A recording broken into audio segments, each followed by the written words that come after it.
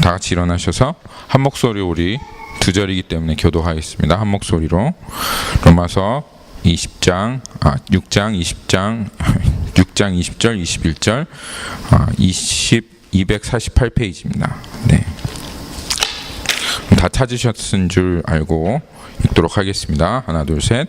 너희가 죄의 종이 되었을 때에는 의에 대하여 자유로웠느니라. 너희가 그때에 무슨 열매를 얻었느냐? 이제는 너희가 그 일을 부끄러워하나니 이는 그 마지막이 사망임이니라. 아멘. 아멘. 다 같이 자리에 앉으시겠습니다.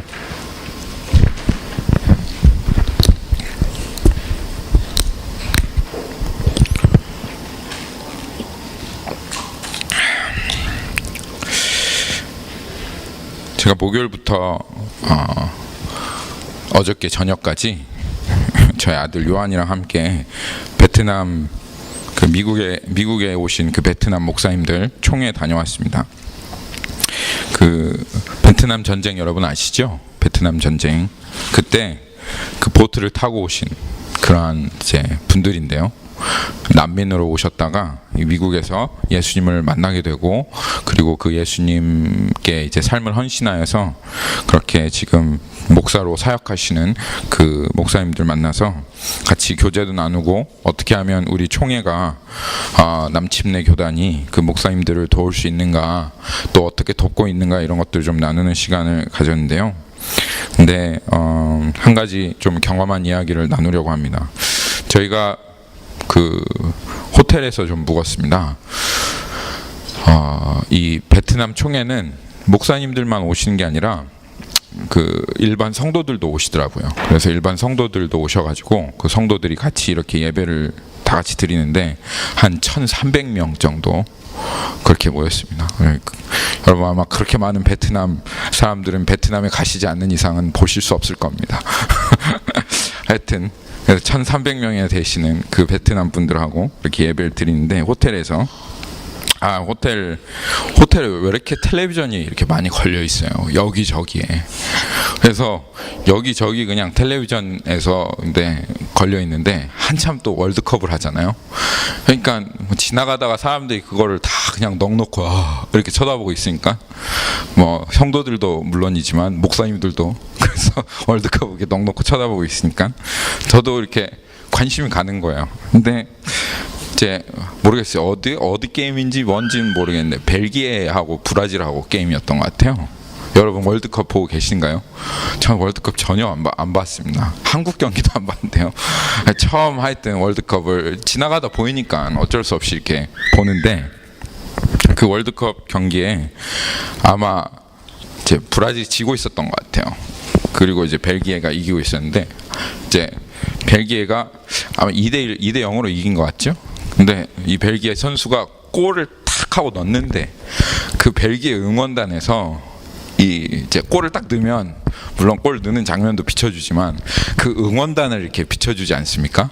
응원단을 딱 이렇게 비춰주는데 이 한 사람이 얼굴에 그 가득하게 페인트를 칠하고 자기 나라 국기인지 뭔지는 잘 모르겠는데 하여튼 얼굴에 가득하게 페인트를 칠하고 막 골을 딱 넣으니까 일어나가지고 막 기절을 하는 거예요.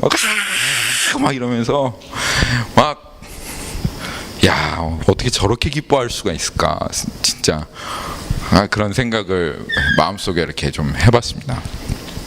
여러분 저 그걸 보면서 참 옆에서 보고 있는 저도 덩달아 기뻐지긴 하더라고요. 어떻게 저렇게 기뻐할까 하는 생각을 하니까. 근데 또 한편으로는 마음이 정말 좀 마음이 많이 아프더라고요.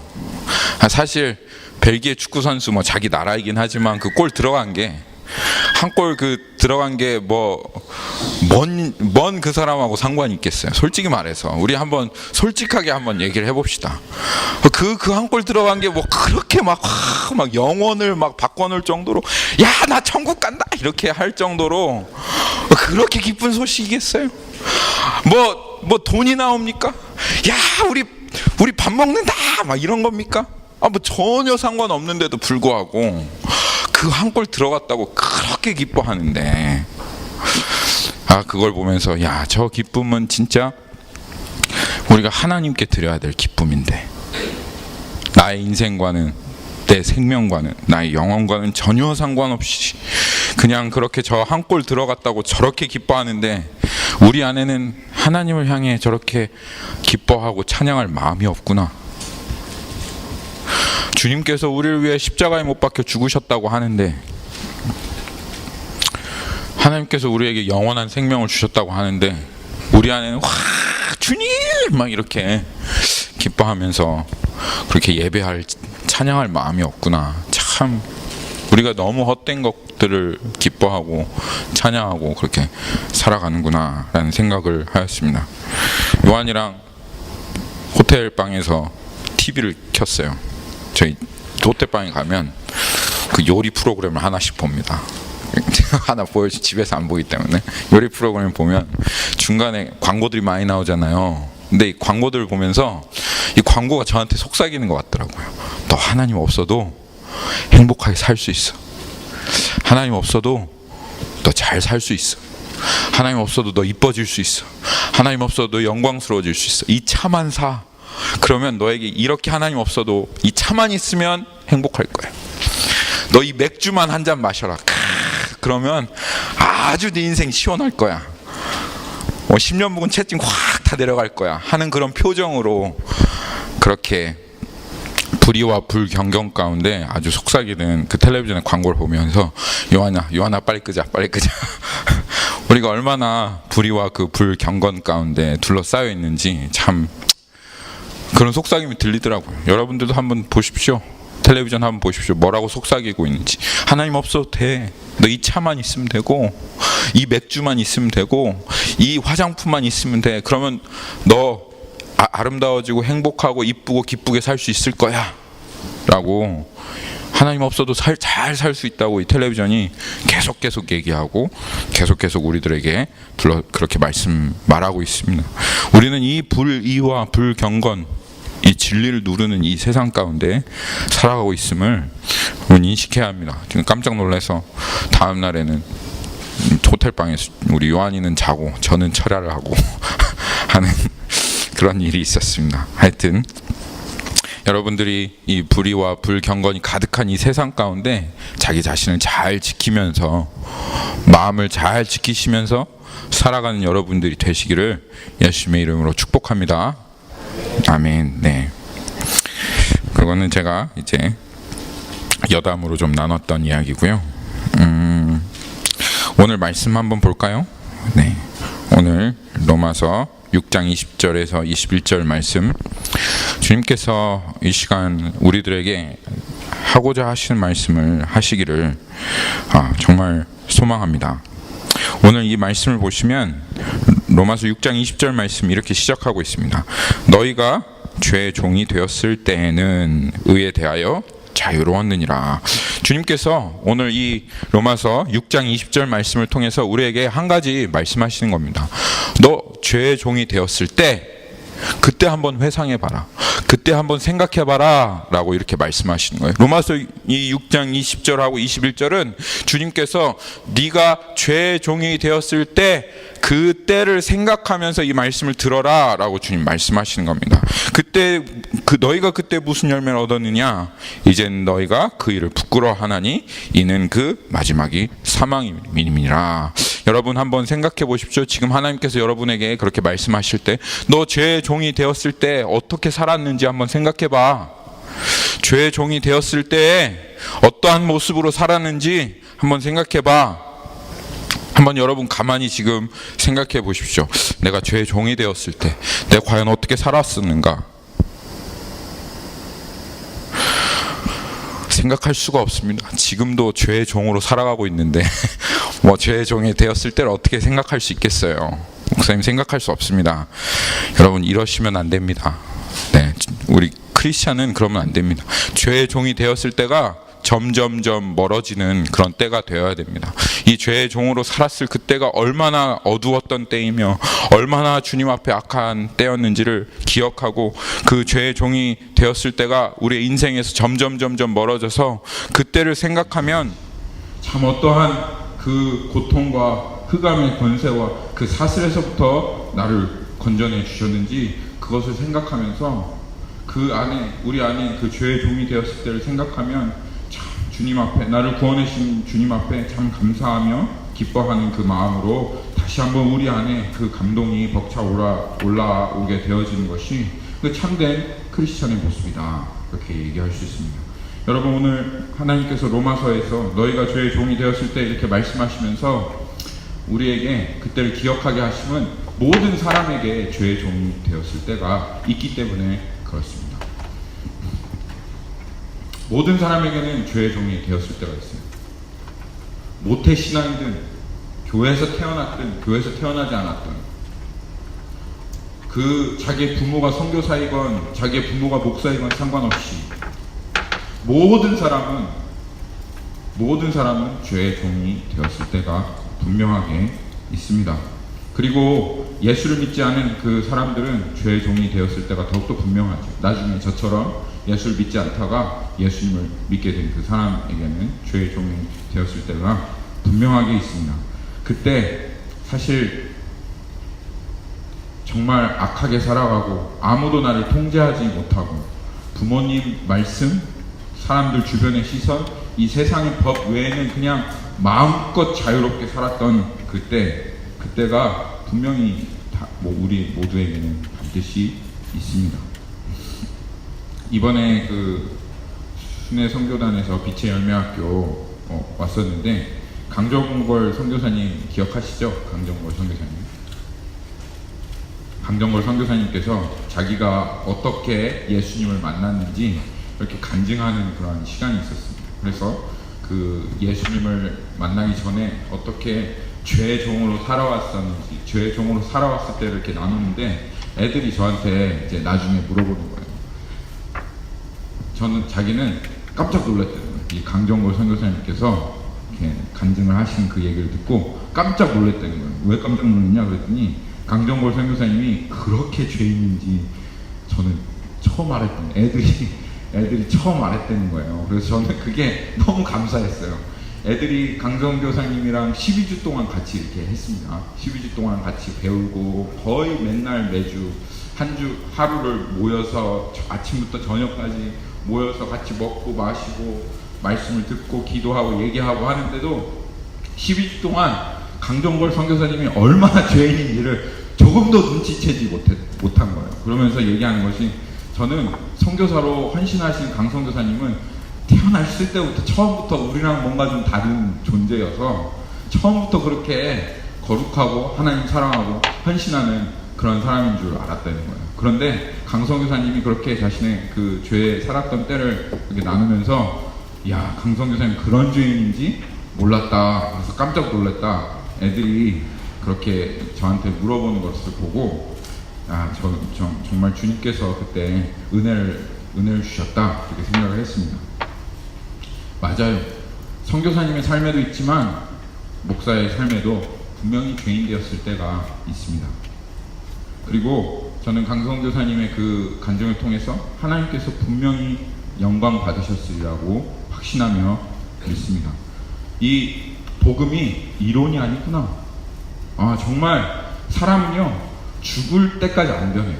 죽어야 변한다는 말이 있는데 그런 사람도 정말 아주 조금이에요. 여러분 아시잖아요. 맨날 죽는 걸 보시는 분이 여기 계시잖아요. 간호사로서 죽을 때도 안 변해요. 사람은.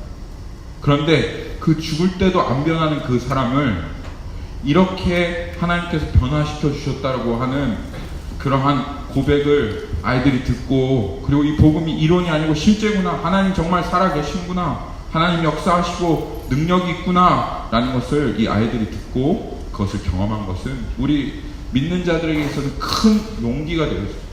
너무 큰 도움이, 그것이 우리 안에 정말 이러한 죄의 종이 되었을 때를 생각해보고 또 그것을 나누고, 그리고 그 가운데 하나님께서 나를 어떻게 변화시켜 주셨는지 그것을 나누는 것이 얼마나 하나님께 큰 영광이 되는지 모르겠습니다.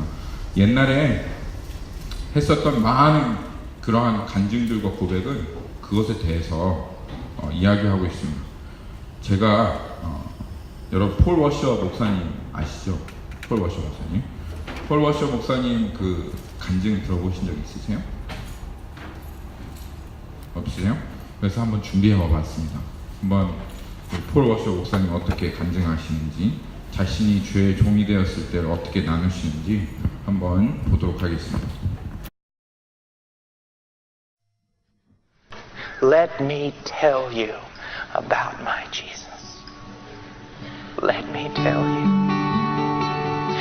Let me testify about my Lord. 22 years ago, I woke up in my apartment, half naked, having drunk myself almost to death. I noticed that I was cold, and I felt something on my face.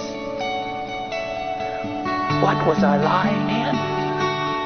I stumbled to my feet, and I went to the mirror, and I turned on the light, and this very distinguished, eloquent preacher, lost and without Jesus, had slept the entire night in his own vomit. Let me tell you about my Jesus. He has saved me. When I was such a wretch, you would not have wanted to run me down with your car. But my Jesus, He bought me with His blood. And my Jesus, He came to me, and my Jesus took away my sin, and my Jesus took away my shame. Oh, hail the power of Jesus' name. Let angels prostrate fall, bring forth the royal diadem, and crown Him Lord of all. That's my Jesus, and I glory in my weakness, and I glory, yea, even in my sin. Where did those stars go today? Have you ever asked yourself that question? Where did the stars go this morning? Did someone put them in their pocket and take them to another place? The stars were there, but there was so much light, they could not be seen. But I walked out, the pastor picked me up on the side of the road. I was outside looking at those stars. And I could only see those stars because of all the blackness around them.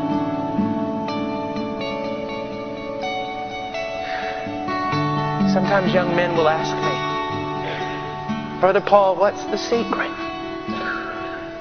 How is it that you preach the way you do? How is it, Brother Paul, that you talk about things like that? How is it that we see the power of God? What's your secret, Brother Paul? He found me in a pool of vomit.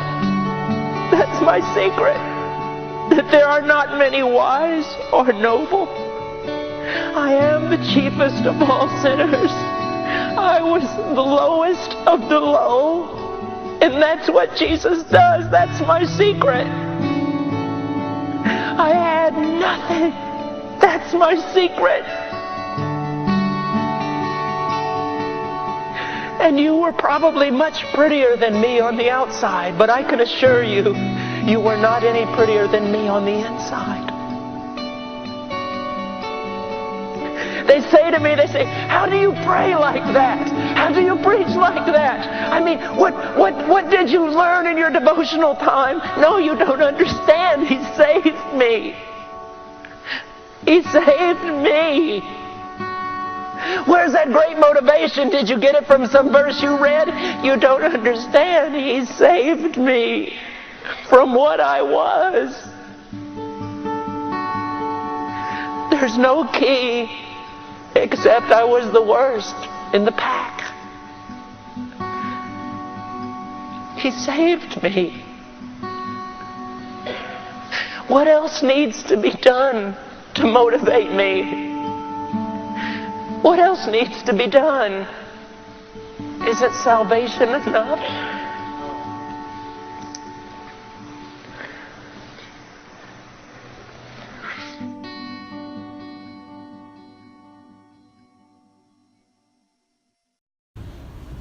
네.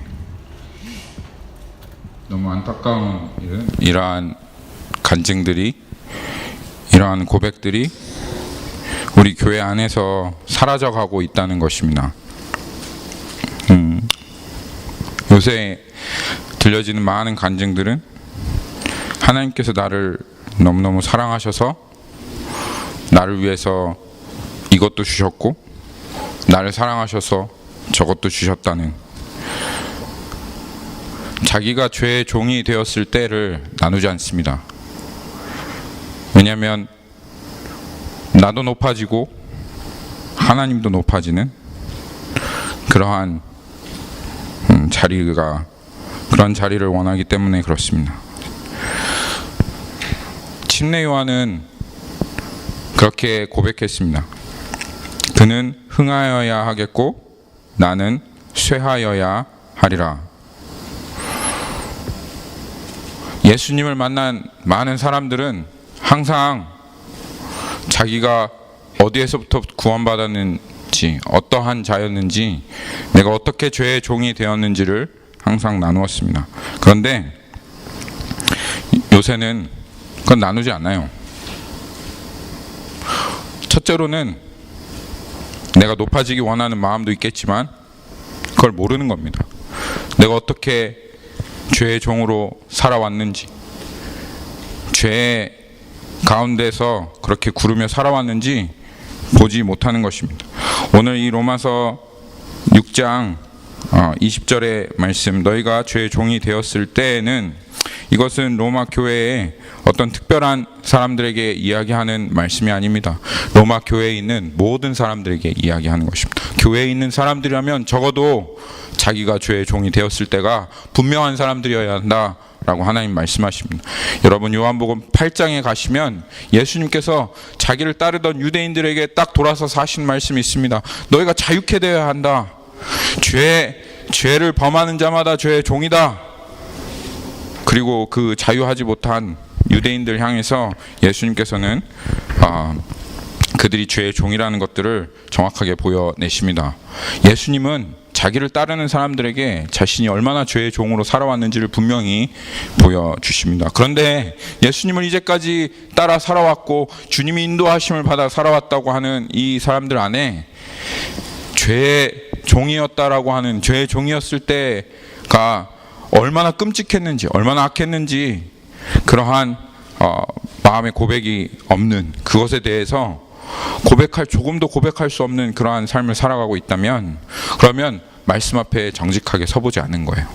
아니, 어떻게 예수님을 믿는다고 하는 사람들이 죄의 종으로 살아왔던 그 삶의 그 끔찍함과 악함을 경험해보지 못하고 예수님을 그 구주로 영접할 수 있겠어요? 될 수가 없는 겁니다.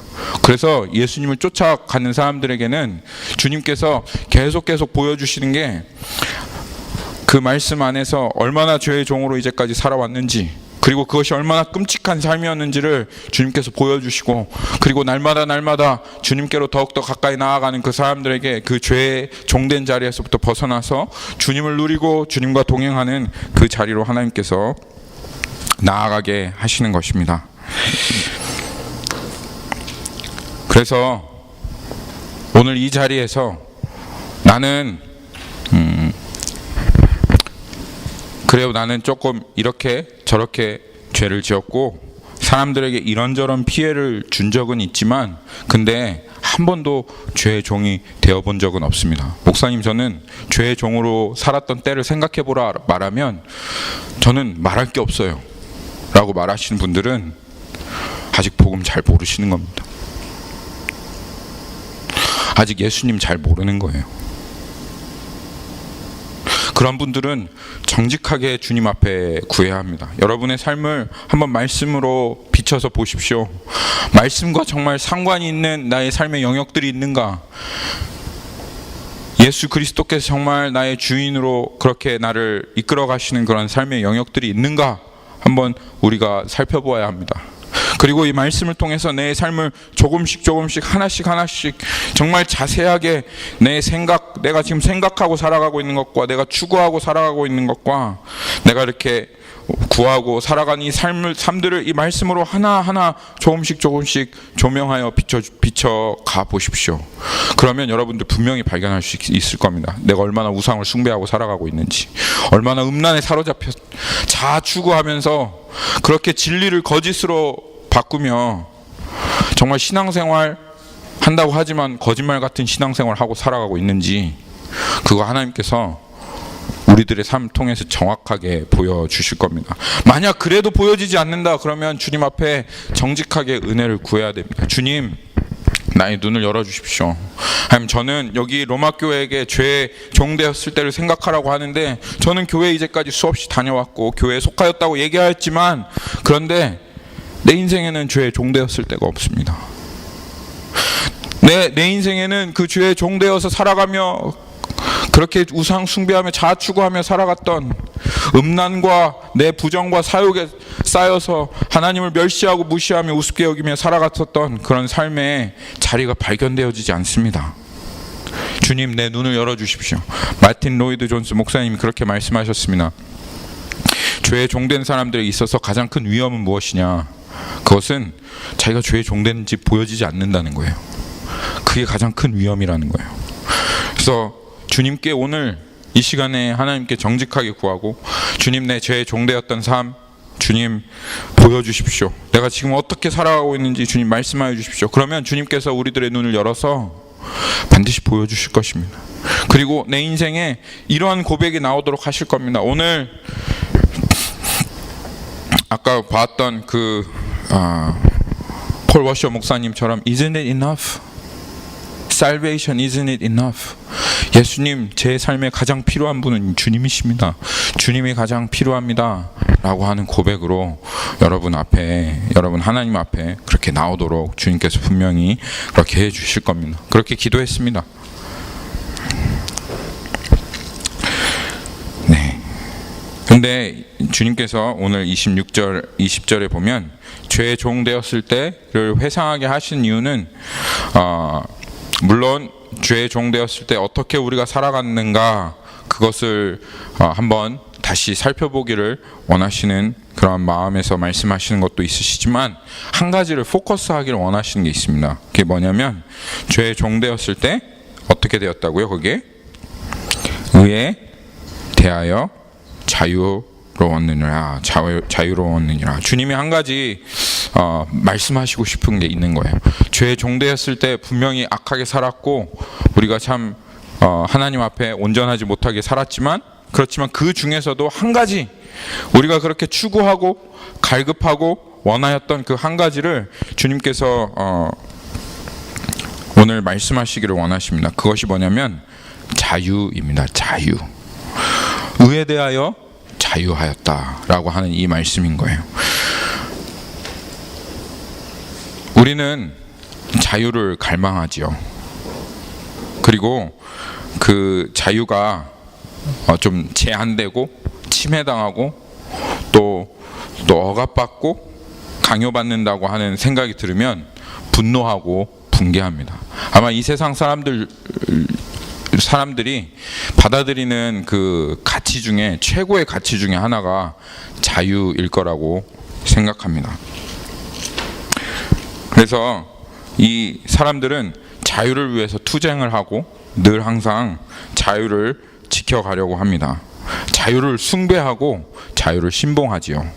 그 자유를 숭배하고 자유를 신봉하는 그 태도를 무엇이라고 하냐면 자유주의라고 얘기합니다. 자유주의. 자유가 주인이다, 그런 뜻입니다. 자유가 최고다, 그런 뜻이에요. 그게 자유주의라고 합니다. 그래서 자유가 최고이기 때문에 내 몸, 내가 원하는 대로 내가 마음대로 할 권리가 나한테 있기 때문에, 그 내 자유를 마음껏 누리며 살 권리가 있기 때문에 원하지 않는 아이를 임신하면 낙태해도 된다는 거예요. 아이 없이 살 권리, 자유가 나한테 있다는 겁니다. 내 성을 내 마음껏 결정할 자유가 나한테 있다라는 거예요. 그래서 내가 남성인지 여성인지 결정할 권리가 나한테 있다. 자유가 왕이다. 자유가 최고다. 그래서 그렇게 자유를 신봉하며 숭배하며 살아가는 이 세상이 바로 자유주의가 판치는 그런 세상입니다. 그런데 여러분, 자유가 왕입니까? 아니면 하나님이 왕입니까? 자유가 왕이 아니죠. 하나님이 왕인 것입니다. 그래서 딱 정말 이 세상이 왜 이렇게 자유를 요구하고 자유를 원하면서 살아가는가 하고 봤더니 뭐 때문이었어요? 사실은 의에 대해서 자유하려고 했었던 거예요. 진짜 자유를 원했던 게 아니라 정말 이 세상이 바라고 원했던 것은 하나님 지긋지긋해. 이 하나님 안에서 살아가는 이 삶 너무너무 지긋지긋하고, 이 말씀대로 살아가는 이 삶 너무너무 지긋지긋하고, 이 옳은 대로 의롭게 살아가는 삶 너무너무 지긋지긋해 라고 거기에서 벗어나기 원하는 그 마음에서 사실은 이 세상이 그렇게 자유를 추구하고 있는 것이다 라고 하나님께서 말씀하시는 겁니다.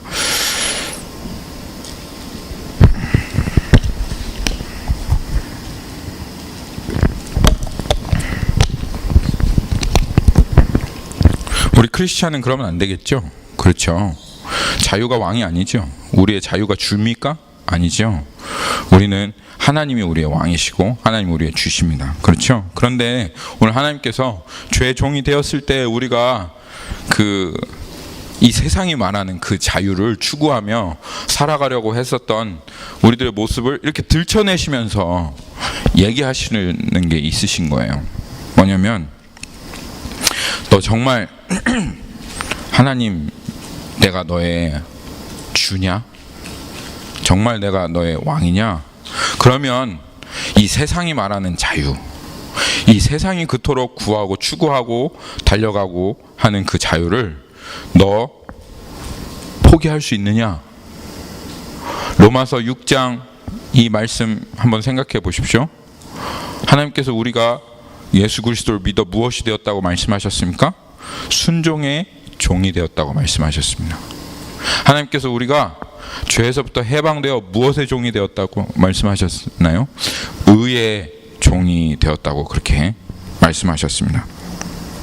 그러니까 이제는 정말 순종의 종이 된 사람들, 의의 종이 된 사람은 더 이상 세상이 말하는 그 자유주의적인 태도로 내가 원하는 그런 자유를 누리는 태도로 주님을 따라갈 수 없는 거예요. 의에 대해서, 하나님에 대해서 완전히 자유한 이러한 태도로 살아갈 수 없는 거예요. 오히려 순종이 종이 되어야 되고 의의 종이 되어져야 되는 거예요. 그런데 이것이 결정적으로 방해가 되는 거예요. 의의 종이 되어지는데.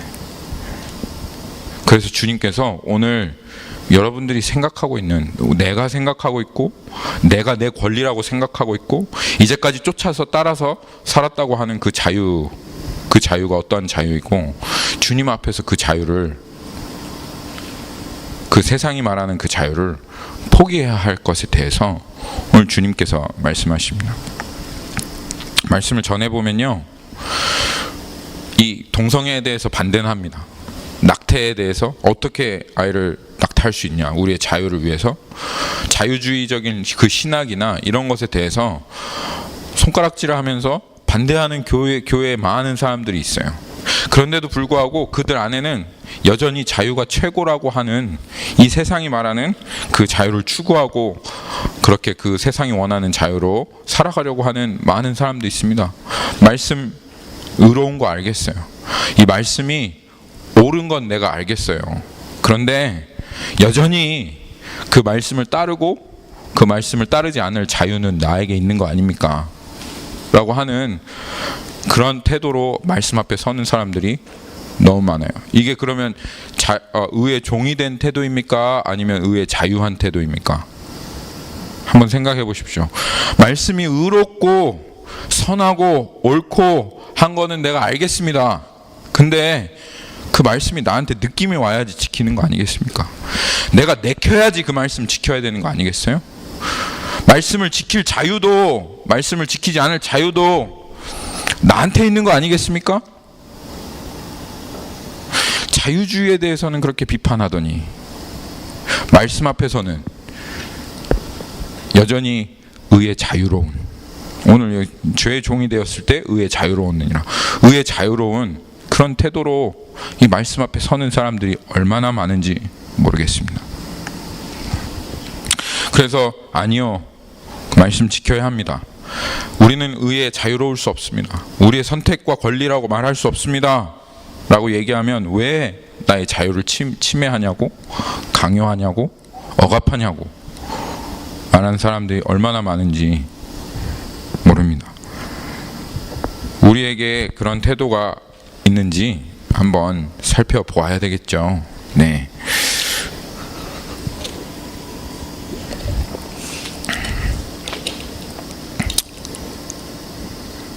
이 자유를 최고로 여기는 이 많은 사람들 안에서, 그래서 이 목회하는 게 너무너무 힘들어요. 어려워요. 목사님들이요, 아주 그냥 얘기를 들어보면 교인들 비율을 맞추느라 그냥 고생을 하십니다. 목사는 이 강단에서 설교하고 여러분들에게 감동 주라고, 물론 설교도 하고 감동도 줘야 되겠죠. 있는 직분이 아닙니다. 그러라고 하나님께서 목사를 세운 게 아니에요. 목사는 여러분의 삶의 구체적인 영역들을 하나님의 말씀으로 만지고, 그리고 여러분들이 잘못된 길을 가면 꾸짖고 고치고, 그래서 다시 올바른 길로 갈 수 있도록 그렇게 여러분의 삶을 만지라고 보내주신 사람이, 세운 사람이 목사입니다. 그런데 목사가 설교 강단에서 내려와서 이 하나님의 말씀을 가지고 이 삶을 구체적으로 만지기 시작하면 왜 남의 삶에 간섭하냐? 당신이 무슨 권리가 있어서 내 삶을 그렇게 이야기하고 지적하고 왜 고치라고 얘기하느냐? 귀를 막고 듣지 않는 거예요. 근데 그게 정말 하나님의 말씀이고,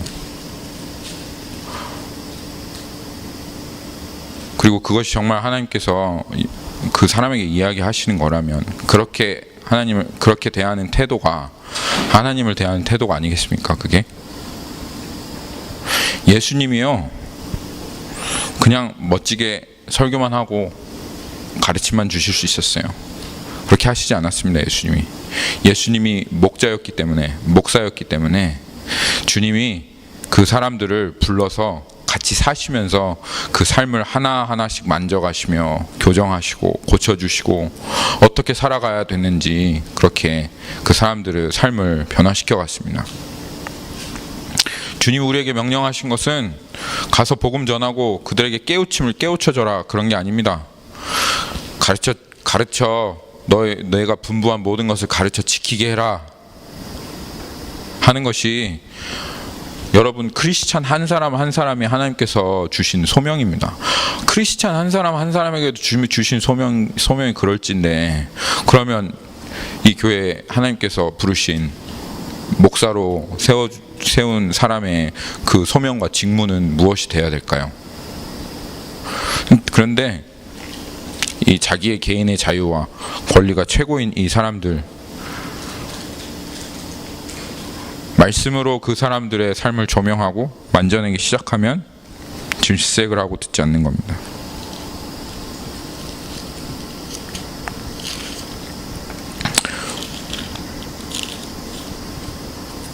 데살로니가전서 5장 19절 보면 하나님 이렇게 말씀하십니다.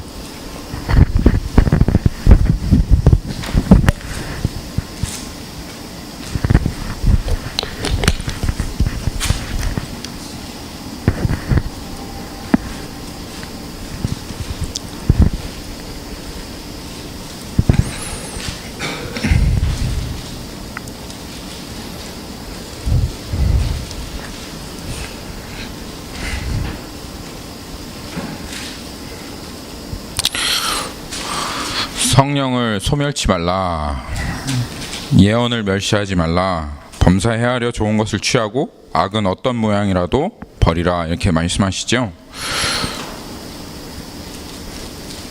성령을 소멸한다는 것은 성령님께서 계속 얘기하시는데 의의 자유롭기 원하니까 왜 자꾸 나한테 그렇게 얘기하시냐고, 왜 내 삶에 그렇게 간섭하시냐고. 그러니까는 성령님이 마치 내 안에 소멸된 것처럼 말씀 더 이상 하시지 않는 거예요. 그래서 말씀은 묵상하는데 이 말씀의 자리에 주일마다 앉아는 있는데, 근데 하나님께서 나에게 뭐라고 말씀하시는지는 조금도 들려지지 않는, 성령님이 그냥 잠잠하신 그대로 그냥 있는 겁니다. 성령이 왜 소멸하시는지 여러분 한번 진짜 나중에 지금보다 조금 더 영적으로 성장하셔서 한 영혼을 그리스도에게로 이끌어 보려고 한번 해보십시오. 그 죄악된 삶, 우상을 숭배하고 자기의 마음대로 살아갔던 그 삶, 자기의 소견에 오른 대로 교만하고 악하고 그지없는, 추잡하기 그지없는 그 사람을 정말 그리스도를 전부로 사랑하고 하나님의 나라가 나의 나라가 되어서 그 하나님의 나라를 최고의 가치로 여기고, 그리고 그 하나님의 나라를 위해서라면 자기의 모든 것을 희생하며 영혼을 정말 하나님처럼 사랑하고, 그리고 그 영혼을 위해서 자신의 모든 것을 쏟아붓기 원하는 그 사람으로 여러분들이 그 사람을 한번 이끌어 가려고, 이끌어 주려고 한번 해보십시오. 그러면 우리 안에서 더 이상 말씀하시지 않으시고 잠잠하신 성령님의 마음이 어떠한 마음인지 여러분들 아실 수 있을 겁니다. 근데 그래서 죄의 종이 되어서 의의 자유한 삶을 살고 하나님께서 말씀하셔도 듣지 않는 그런 삶을 살면 어떻게 되느냐, 그게 로마서 6장 21절에 나와 있죠. 로마서 6장 21절에 나와 있는데요,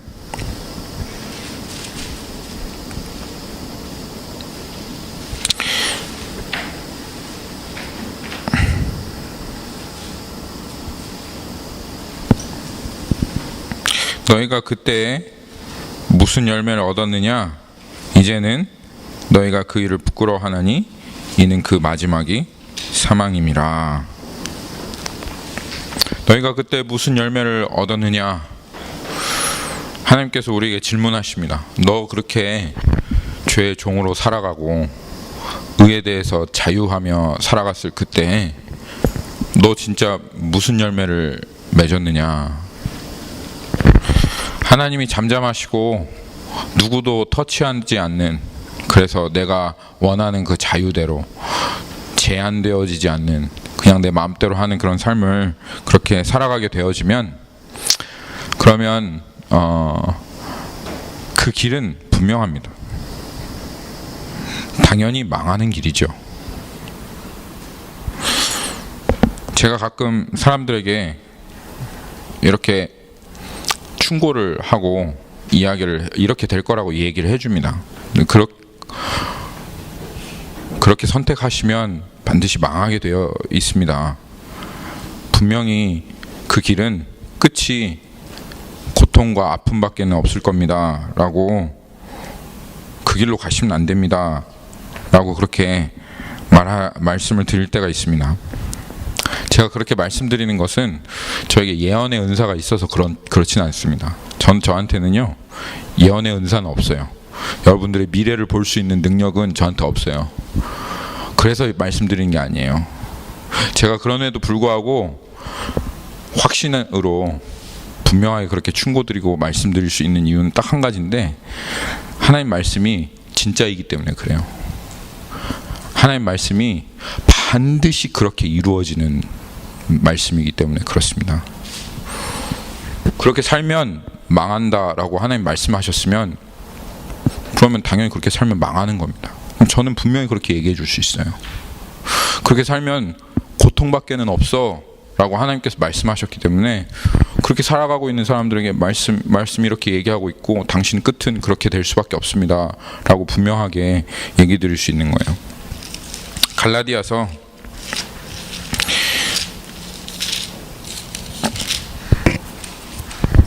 6장 8절에 가면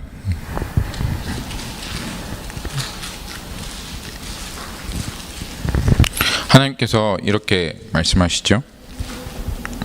자기의 육체를 위하여 심는 자는 육체로부터 썩어질 것을 거두고 성령을 위하여 심는 자는 성령으로부터 영생을 거두리라.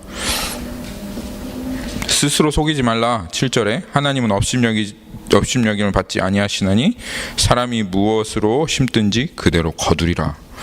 이건 주님께서 정해놓으신 하나님의 분명한 원리입니다. 여러분, 육신으로 심는데 나중에 썩지 않을 것을 거둔다? 말이 안 되는 얘기입니다. 그거는 육신으로 심는데 어떻게 썩지 않는 거, 하나님 분명히 말씀하시는데 육체를 위하여 심는 자는 육체로부터 썩어질 것을 구한다. 주님께서 분명히 말씀하셨는데 어떻게 육신으로 심는데 썩지 않을 것을 구할 수가 있겠어요? 반드시 이렇게 이거 얻을 수밖에 없어요. 그리고 반드시 후회할 겁니다. 여러분 한번 후회하는 인생 살아보셨잖아요. 내가 왜 그때 그렇게 했지? 내가 왜 그때 그 선택을 했을까? 하는 그 삶 여러분 분명히 살아보셨을 거라고 생각합니다. 여러분 반드시 육신으로 심으면 육신의 것을 거둘 것이고 그것은 썩어질 것입니다. 손에 가득하게 쥐었어요. 근데 그 가득하게 쥔 그것을 딱 하고 펴보니까 썩은 거예요. 내 삶을 다 들여서 내 인생을, 내 시간을 다 허비해서 그거 딱 하고 거머졌는데 보니 썩은 거다. 썩은 것이 가득하다 라고 하면 얼마나 후회되겠습니까? 얼마나 부끄럽겠습니까? 그게 그때에 맺은 열매, 그때에 맺은 열매. 또 한번 볼까요? 우리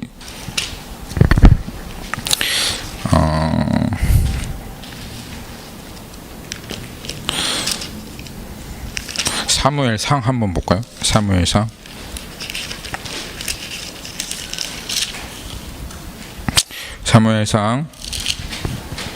2장 30절에 한번 가보면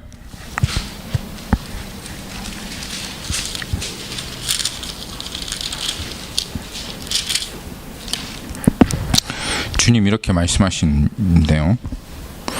그러므로 이스라엘 하나님 나 여호와가 말하노라. 내가 전에 내 집과 내 조상의 집이 내 앞에 영원히 행하리라 하였으나 그거 취소다 이제.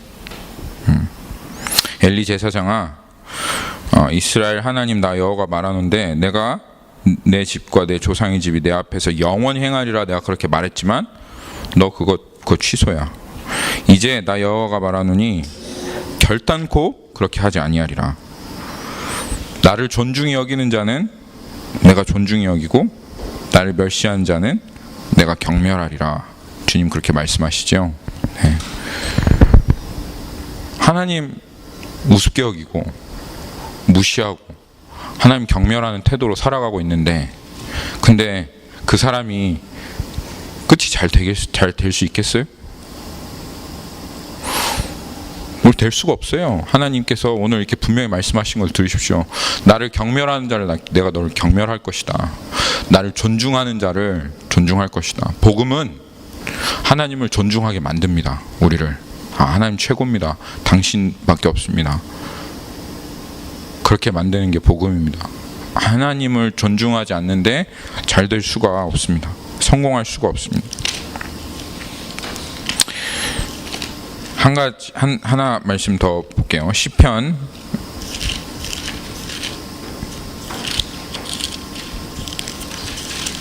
107편 10절에서부터 12절 말씀 한번 보시죠.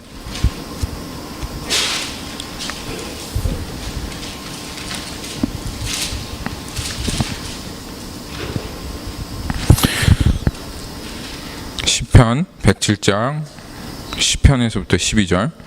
사람이 흑암과 사망의 그늘에 앉으며 곤고와 사슬에 매임은 하나님의 말씀을 거역하며 지존자의 뜻을 멸시함이라.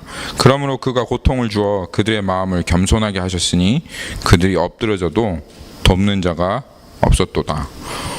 나중에 가서 하나님 왜 이렇게 하셨어요? 하고 원망할 게 없습니다. 네. 흑암과 사망의 그늘에 앉으며 공고의 쇠사슬에 매임은 하나님 말씀을 거역하고 지존자의 뜻을 멸시하기 때문에 그런 거예요. 그렇게 했기 때문에 당연히 사망과 흑암의 그 사슬에 매어질 수밖에는 없는 겁니다. 주님의 말씀이 반드시 이렇게 이루어지기 때문에 그 길로 가면 반드시 흑암과 사슬의 고통에 매어지게 됩니다. 왜냐하면 지존자의 뜻을 멸시하는 길이기 때문에 라고 제가 여러분들에게 말씀드릴 수 있는 겁니다. 저도 제가 걸어가는 그 길을 보면서 지금 나 하나님 경멸하고 있는 이 자리에서 주님도 나를 경멸하시겠구나. 내가 지금 하나님 존중하고 있기 때문에 하나님 나를 존중해 주시겠구나. 내가 하나님의 뜻을 멸시하고 지존자의 뜻을 멸시하기 때문에 멸시하는 삶을 내가 지금 살아가고 있기 때문에 결국 나는 흑암과 사슬의 그 공고한 그 자리에 누울 수밖에 없겠구나. 분명한 겁니다. 스스로 속이지 마십시오. 하나님께서 스스로 속이지 말라. 요행이 하나님 나를 사랑하니까 어떻게 해서든지 이 원리가 이루어지지 않겠지라고 생각하는 것 자기가 스스로 속이는 겁니다. 그래서 오늘 주님께서 로마서에서요 분명히 얘기하시는 거예요. 너 그렇게 자유하기를 원하고 그렇게 자유를 추구하고 살아가더니 죄의 종되었을 그때에 정말 너에게 그런 유행이 있었느냐? 무슨 열매를 얻었느냐? 그렇게 죄 자유하면서 죄의 종되어 의에 자유하고 하나님 말씀에 자유하고 그렇게 살아가고 하나님 말씀 지긋지긋하고 이렇게 의롭게 살아가는 거 싫어. 그래서 그냥 다른 사람들도 저렇게 잘 신앙생활 하고 있는데 나도 그냥 편하게 그냥 자유하면서 모든 것에 자유하면서 하는 그런 신앙생활 하기 원해 라고 하면서 그렇게 신앙생활을 했을 때 너 무슨 열매를 얻었느냐 한번 보라 이거예요. 근데 여러분 세상 사람들 앞에서야 뭐 부끄러운 게 없겠죠. 근데 이 땅에 여우도 굴이 있고 새들도 자기의 보금자리가 있건만은 인자는 누울 곳이 없도다 라고 그렇게 주님 말씀하셨어요. 이 땅에 복음 전하기 위해서 그렇게 뛰어다니시고 배고프시고 잘 자지 못하신 그 주님 앞에 여러분 다른 사람들이야 모르겠습니다. 근데 여러분 늘 항상 주님 앞에 서는 게 우리들이잖아요. 그 주님 앞에 서는 주님, 그쵸? 그 주님 앞에 잘 먹고 잘 살고 이 미국 땅에 와서 학교 열심히 공부하고 영주권 따고 나를 위해서 그렇게 다 살았던 그 삶 주님 앞에 딱 내 보이시면 그러면 주님 앞에 우리 부끄럽지 않을까요?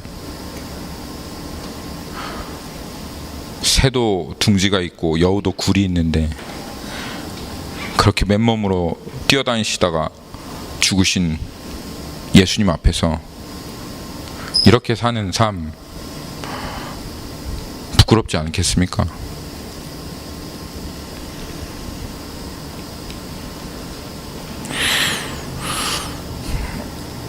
부끄러워야 됩니다. 우리 부끄럽더라고요. 저도 정말 숨이 턱끝까지 차오르도록 하나님 나라를 위해서 선교사님들은 자신의 생명을 다해서 그렇게 살아가고 있는데 이 미국 땅에서 편하게 먹고 마시며 이렇게 기름기 낀 이 삶으로 이렇게 살아가는 이 삶이 나중에 예수님 만나면 정말 예수님 앞에 섰을 때 얼마나 부끄럽겠습니까? 여러분 우리들은 몰라요. 그게 얼마나 부끄러운지. 나중에 하나님께서 우리의 삶을 다 열어가지고 하나하나 네가 어떻게 살아갔는지 그거를 반드시 다 드러내실 그날이 우리 앞에 벌거벗은 것처럼 찾아올 그날이 분명히 올 텐데, 만약 그것이 얼마나 부끄러운지 우리가 지금 조금이라도 알았으면, 그러면 우리 이렇게 못 삽니다. 진짜 너무 부끄러워서. 근데 여전히 우리 이렇게 살아갈 수 있는 건 그 부끄러움이 우리들 가운데 이렇게 실제로 다가오지 않기 때문에 그렇죠. 그런데 여러분 기도합시다. 그리고 기도했습니다. 여러분 우리가 정말 죄의 종이 되었을 때 어떤 때인가, 그리고 그렇게 우리가 원하던 자유, 우리가 그렇게 추구하던 자유의 정체가 무엇인가, 그리고 이 부끄러움이 없이 그냥 살아가는 우리의 인생 가운데 하나님께서 정말 다시 한번 이렇게 살아가는 삶에 대한 부끄러움을 회복하여 주시기를, 그리고 이 끝이 어느 자리인지 하나님께서 보여주시도록 기도합니다. 기도하였습니다. 그리고 우리 같이 기도합시다. 말씀을 맺도록 하겠습니다. 로마서 6장 20절 21절 말씀 여러분 한번 다시 보십시오. 너희가 죄의 종이 되었을 때에는 의에 대하여 자유로웠느니라. 너희가 그때에 무슨 열매를 얻었느냐? 이제는 너희가 그 일을 부끄러워하나니 이는 그 마지막이 사망임이라. 오늘 이 말씀이 우리들 가운데 새겨지기를 원하고, 그리고 주님 앞에 이제는 정말 주님이 주인 되시는 그 삶으로 나아가기로 결단하시는 우리 새누리교회 성도들이 되기를 예수님의 이름으로 축복합니다. 같이 기도하겠습니다.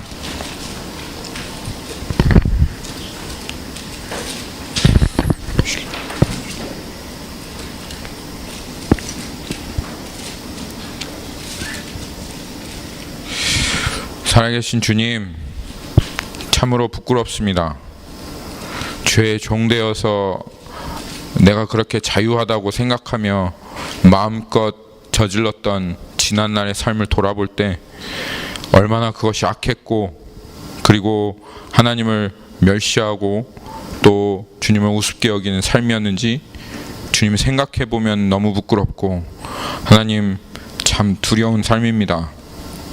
하나님 오늘 죄의 종되었을 때 생각해보라 라고 말씀하시며 그렇게 우리들을 이 말씀으로 이끌어 가주시니 감사합니다. 주님, 다시 우리 안에 이 말씀이 반드시 이루어진다라고 하는 확신을 허락하여 주십시오.